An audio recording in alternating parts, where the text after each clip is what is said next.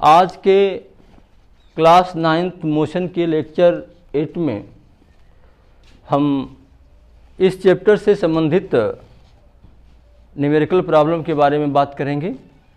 हम लोग इस चैप्टर के मैक्सिमम पार्ट को, एक एक पार्ट को पिछले वीडियोज़ में बता चुके हैं। अभी पीछे की वीडियो में ही हम इक्वेशन ऑफ मोशन को ग्राफ के विधि से निगमन किए। अब उसी इक्वेशन ऑफ मोशन पर आधारित कुछ न्यूमेरिकल प्रॉब्लम इस लेक्चर नंबर 8 में हम लोग करेंगे।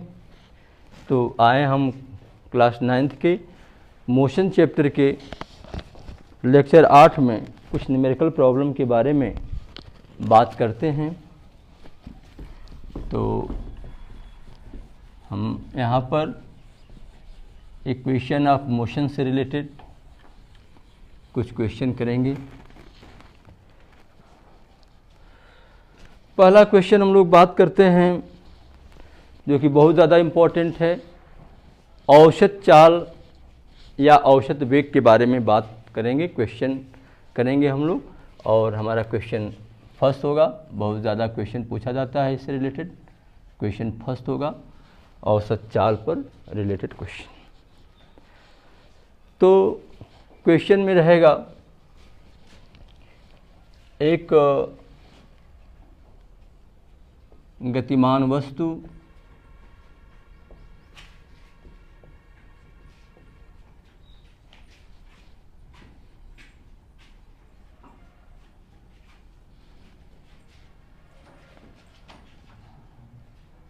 दो किलोमीटर की दूरी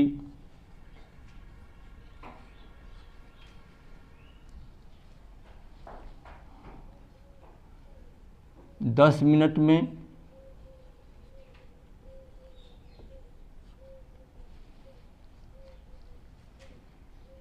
5 किलोमीटर की दूरी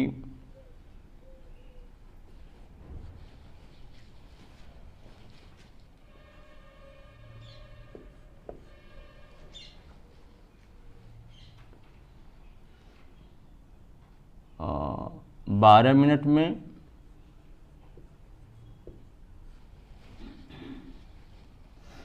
8 किलोमीटर की दूरी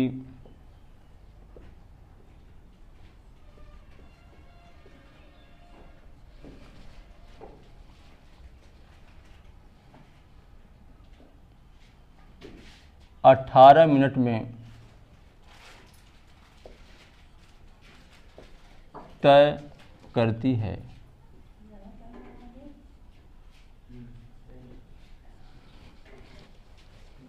तो उसकी औसत चाल ज्ञात करो।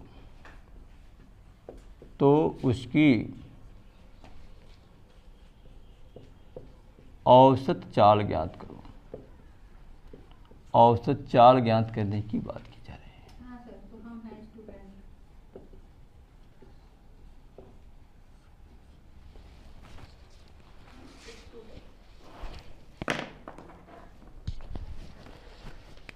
देखो भाई, औसत चाल ज्ञात करने के लिए हमें सिंपल फॉर्मूला है औसत चाल बराबर कुल दूरी बटा कुल समय। एकदम सिंपल फॉर्मूला है, कुल दूरी बटा कुल समय। इस फार्मूले से हम इसका सवाल लगाते हैं। कुल दूरी बटा के कुल समय से हम सवाल लगाते हैं। सबसे पहले हम लोग कुल दूरी ज्ञात करने का प्रयास करेंगे। तो भाई कुल दूरी कितनी है? कुल दूरी, यात्रा के दौरान कुल दूरी कितनी लगी है? पहले लगा है 2 किलोमीटर, फिर 5 किलोमीटर, फिर 12 किलोमीटर, फिर 8 किलोमीटर। इतनी कुल दूरी है। इनको हम नोट करेंगे तो 5 2 7, 12 7 19, 19 8 27 किलोमीटर कुल हो जाएगा। 27 किलोमीटर कुल डिस्टेंस हुआ। कुल समय की बात करेंगे तो ये कुल समय कितना लगा। कुल समय की बात करें तो पहले 2 किलोमीटर की दूरी को 10 मिनट में तय किया है। 10 मिनट धन फिर 12 मिनट लगा है टाइम, 12 मिनट फिर 18 मिनट टाइम लगा है।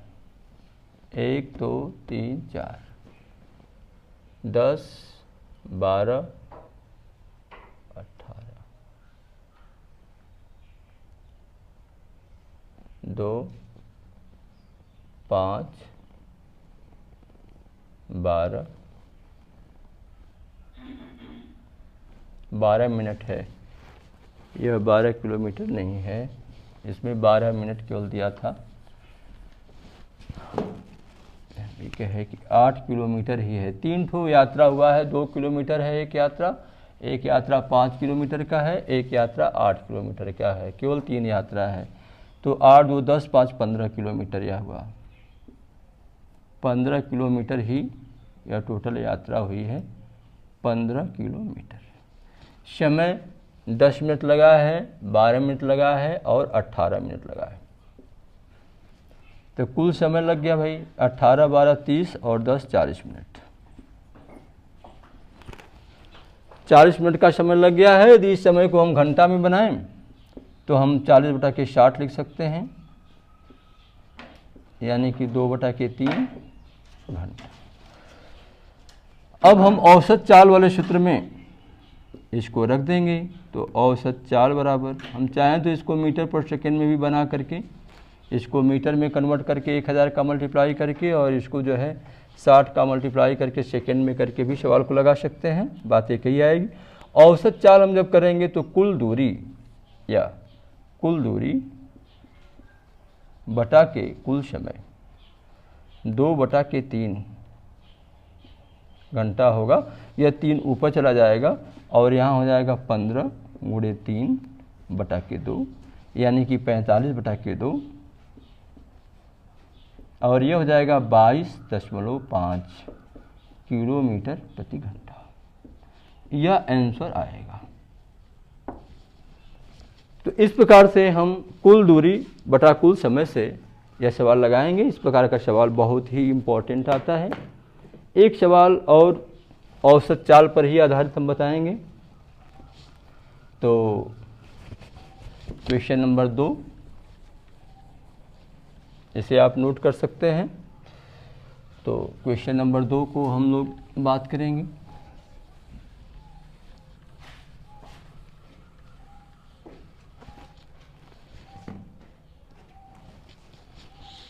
क्वेश्चन नंबर 2, एक विशेष प्रकार का सवाल आपसे पूछा जाता है। दूरी फिक्स है, चाल अलग अलग है और उसके औसत चाल की बात पूछी जाती है। ऐसे में हम क्या करेंगे, यहाँ पर क्वेश्चन है दूसरा नंबर पर, एक गतिमान वस्तु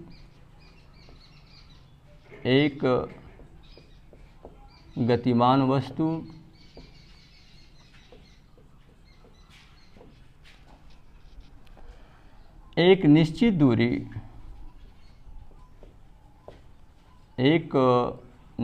दूरी, यहाँ दूरी नहीं दी गई रहती है। एक स्पेशल टाइप का सवाल 9th में अक्सर पूछता है, CBSE बोर्ड में भी और UP बोर्ड में भी।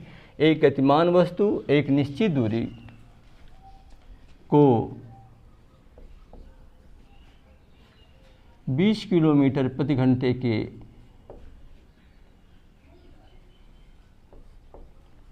चाल से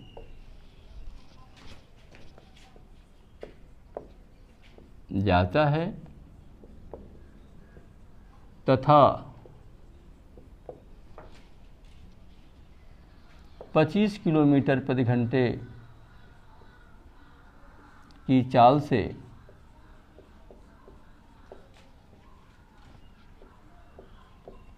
वापस आता है,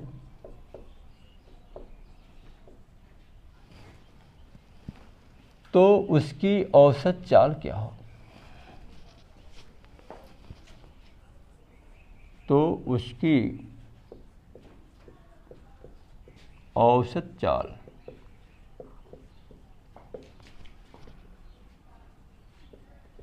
क्या होगी।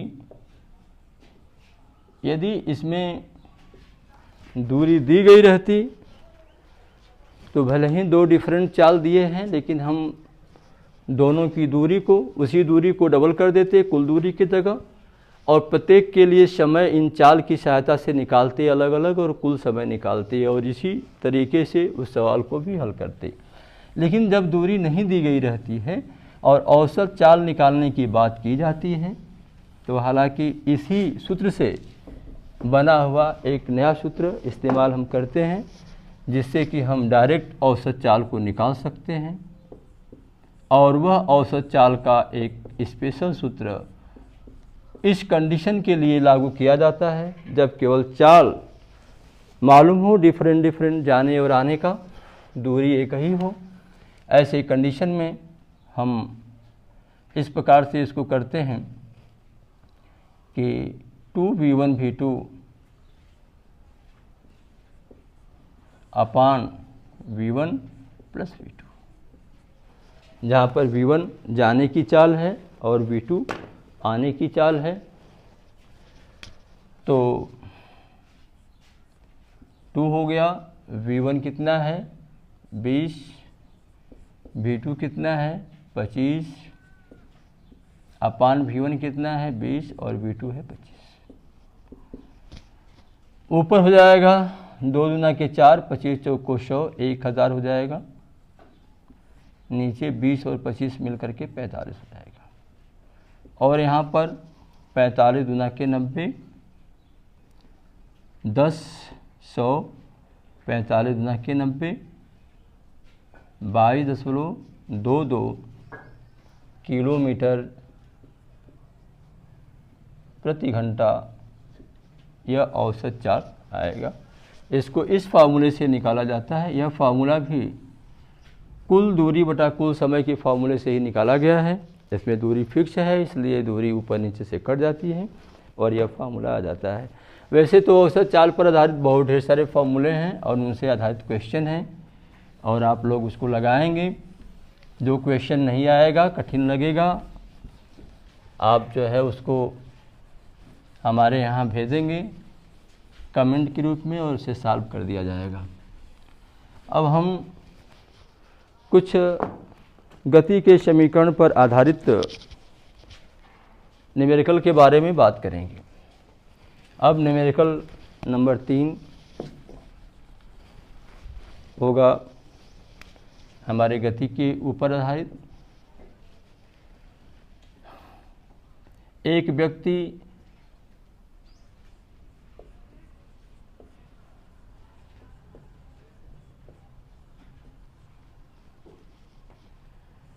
किसी कार से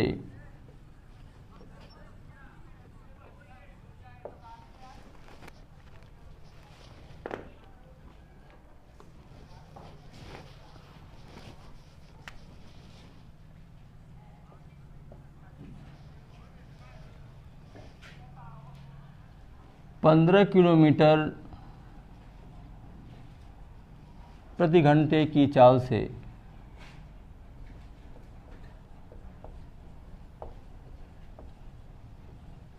चलते हुए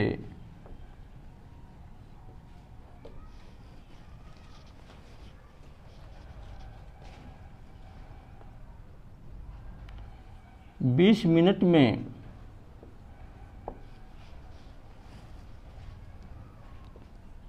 20 किलोमीटर प्रति घंटे की चाल तक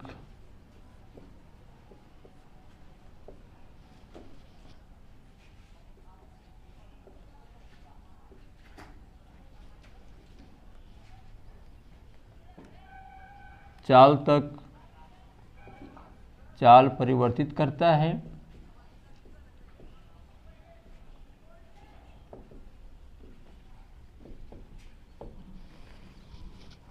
तो उसका त्वरण क्या होगा।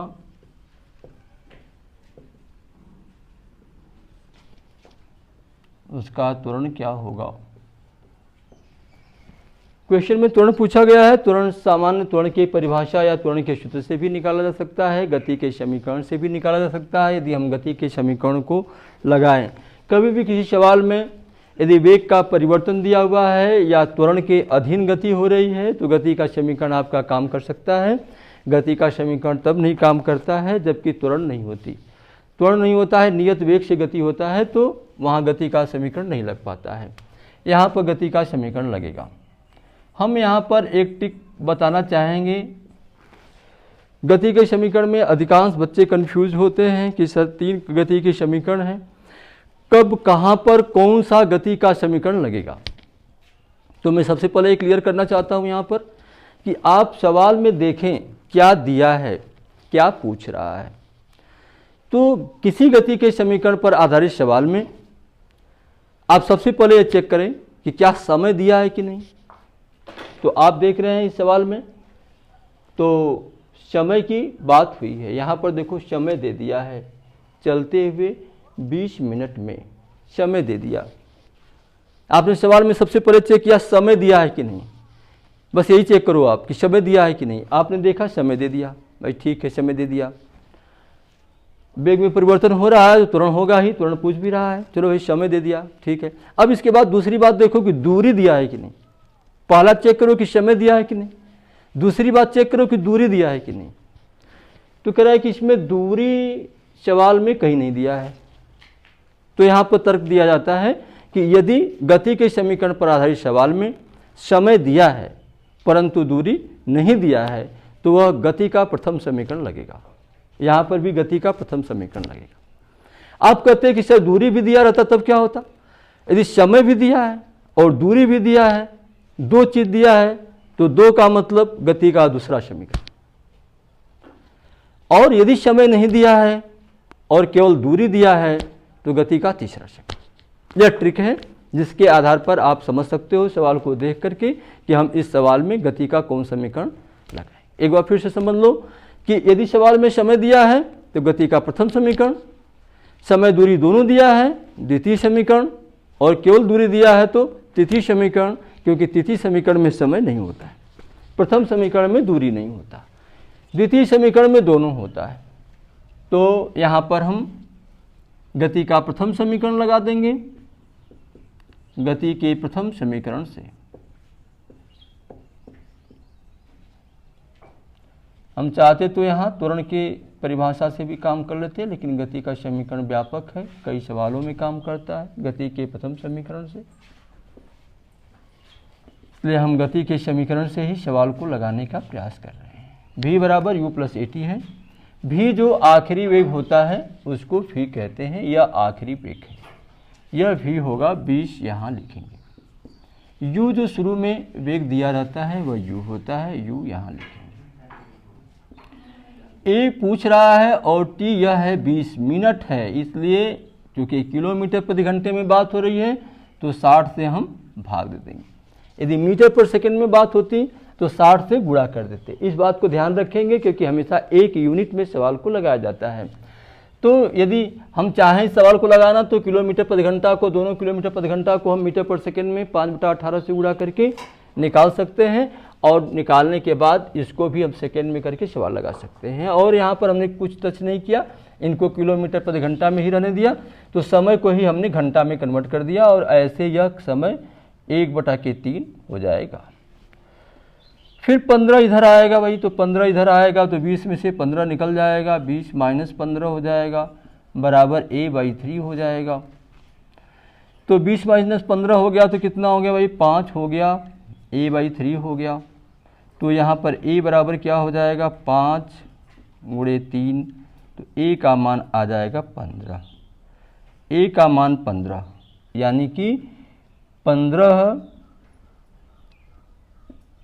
किलोमीटर प्रति घंटा स्क्वायर हो जाता है। इसी को हम मीटर पर सेकेंड स्क्वायर भी कहते हैं और इसी को किलोमीटर प्रति घंटा ये भी कहते हैं। हम मीटर पर सेकेंड में बनाए होते तो यह आंसर आया होता, यही आंसर है इसका। इस प्रकार से गति का प्रथम समीकरण उपयोग में लाते हुए हम सवाल आपका लगाएंगे।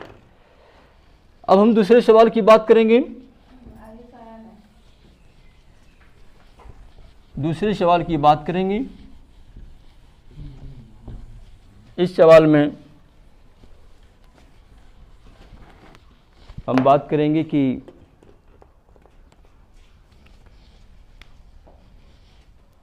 एक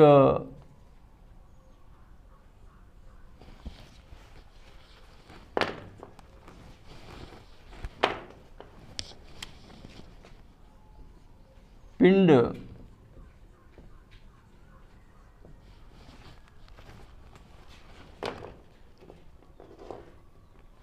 स्वतंत्रता पूर्वक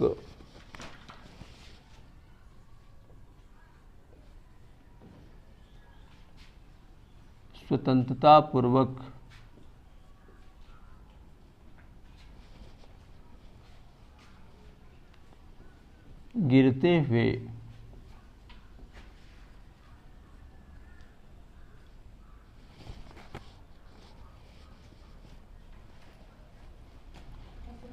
ऐसे 10 सेकंड में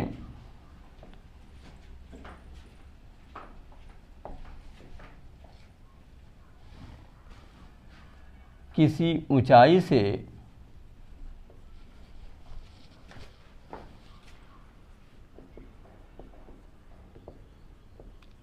पृथ्वी तक पहुंचता है।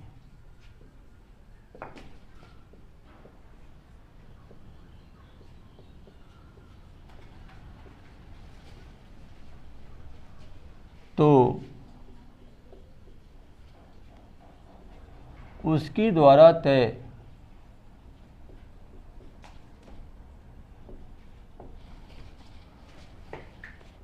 ऊंचाई की गणना करो।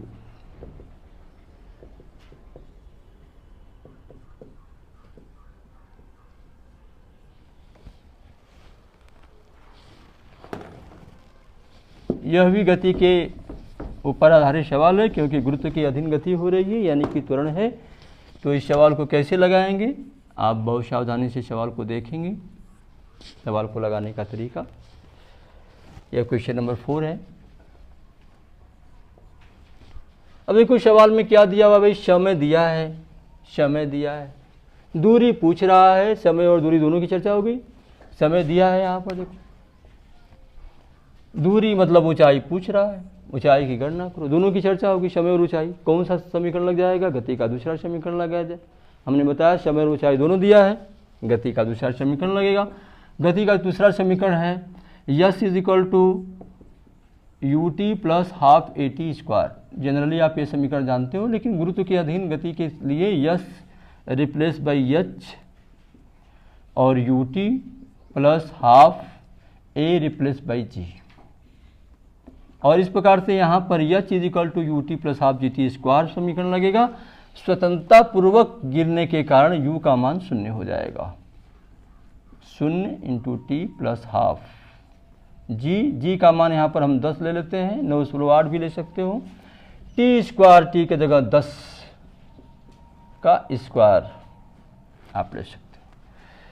तो ये भाई 0 हो जाएगा। यह 10 दहा में 100, दहा में 1000 बटा के 2, 500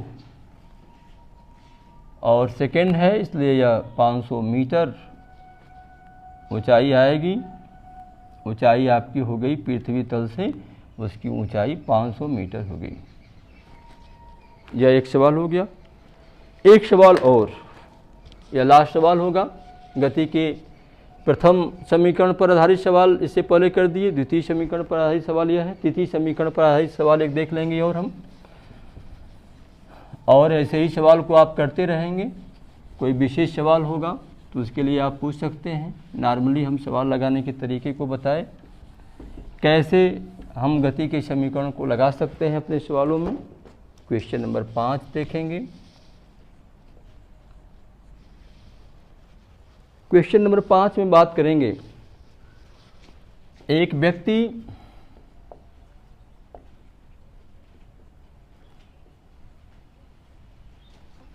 तीस मीटर पर सेकेंड के वेग पर ब्रेक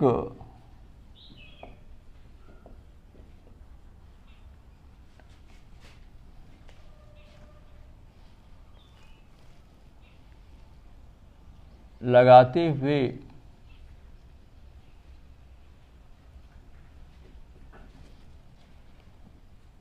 कुछ दूरी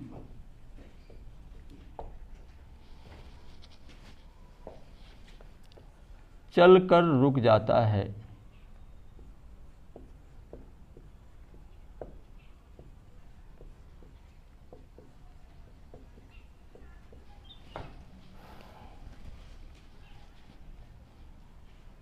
उसके द्वारा तय की गई दूरी की गणना करो। उसके द्वारा तय की गई दूरी